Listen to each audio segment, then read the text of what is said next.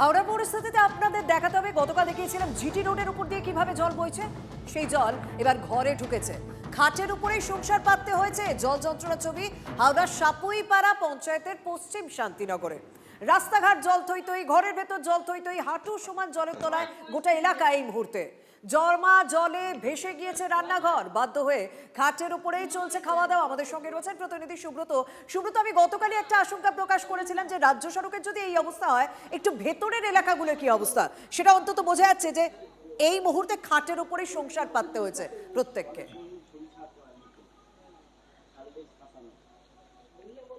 দেখো শর্মিষ্ঠা, একেবারেই আমি যেখানে দাঁড়িয়ে রয়েছি পশ্চিম শান্তিনগর সাপুইপাড়া পঞ্চায়েতের অন্তর্গত। এখানে মানুষের চলাচলের একমাত্র পন্থা হচ্ছে এই হাতে বানানো ভেলা। এই ভেলাতে করেই তারা কিন্তু এখানে যাতায়াত করছেন। এবং তোমাকে যে ছবিটা আমি একটু আগেও দেখিয়েছিলাম যে ইএসআই হাসপাতালের দুর্বিষহ চিত্র, এবং এখানে প্রচুর মানুষ তারা জলবন্দী বাড়ির মধ্যে থাকছেন এবং তারা কিন্তু বেরিয়ে পড়েছেন TV9 বাংলাকে দেখে তাদের দুর্দশার কথা বলতে।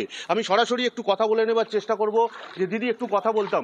দিদি, আপনারা তো এখানে এই অবস্থায় রয়েছেন, এক হাঁটু প্রায় কোমর অবধি জল উঠে যাচ্ছে, কিভাবে রয়েছে? এটা তো তাও কম, আগের বছর কোমর অবধি, মানে মানুষের সাঁতার কেটে যাবে। প্রত্যেক বছরে আমরা কমপ্লেন করে আসি যে আমাদের খালি রাস্তা উঁচু করবে, এই করে আমরা কমপ্লেন করি যে রাস্তা উঁচু দরকার নেই, এখানে একটা ড্রেন ব্যবস্থা করুক যেন খাল বিল নালায় ডাইরেক্ট জলটা সোপ করে বেরিয়ে যায়।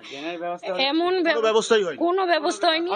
আমি এখানকার স্থানীয় মানুষদের সঙ্গে কথা বলবো, কিন্তু শর্মিষ্ঠা আমি তোমাকে আর একটু ছবিটা দেখাবো।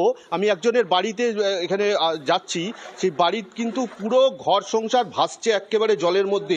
তোমাকে সেই ছবিটা দেখাবো। এই দেখো, এই হচ্ছে খাট এবং পুরো জলমগ্ন হয়ে গিয়েছে ঘর। গৃহস্থের সংসার খাটের ওপর উঠেছে।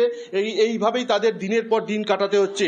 এবং সাপুইপাড়া পঞ্চায়েতে তারা বারবার বিগত সরকারের আমল থেকেই তারা জল কিন্তু খাটের উপরে উঠে যাবে, কারণ তুমি যে ছবি দেখালে ভয়ানক অবস্থা সেখানে।